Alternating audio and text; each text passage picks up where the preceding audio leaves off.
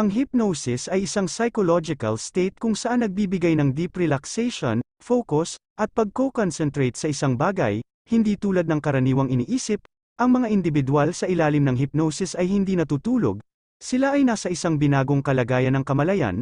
Ito ay nagbibigay daan sa kanila na maging bukas para ma-access ang kanilang subconscious mind.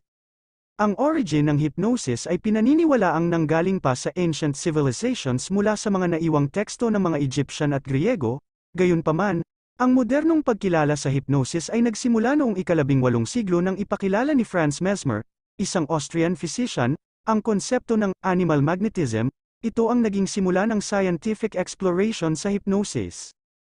Ang hypnotherapy, o ang paggamit ng hypnosis para sa therapeutic purposes, ay sumikat sa iba't ibang panig ng mundo. Ginagamit ito upang gamutin ang iba't ibang mga kondisyon.